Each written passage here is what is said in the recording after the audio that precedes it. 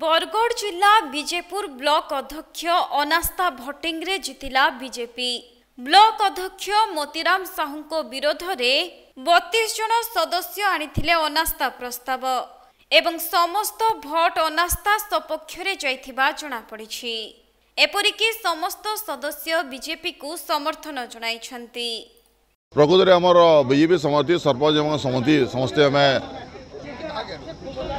निर्धारित करदेलु जे अनास्था कर्म बोलिक कहीं आम बहुत भ्रष्टाचार चलती एवं मनमुखी शासन चलता आम ब्लॉक चेयरमैन आरो सब कलेक्टर थाने आम आवेदन कलु अनास्था प्रस्ताव कर आज डेट धार्य होता। आज आमर भारतीय जनता पार्टी सपक्ष जेन मैंने थे भारतीय जनता पार्टी समर्थित सरपंच एवं समस्या आज उपस्थित देखिए अनास्था प्रस्ताव ग्रहण कले।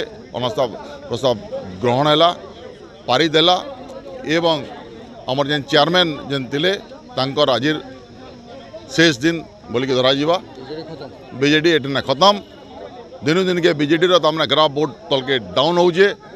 बीजेडी उपरे लोक मानकर तमाने आस्था भरोसा कमी गलान आरो बीजेडीटा गोटे सिंकिंग बोट है। लोक मैंने आरो बीजेडी के भरोसा नहीं करवार सब भारतीय जनता पार्टी आड़के आसुचन तार गोटे ज्वलंत उदाहरण है।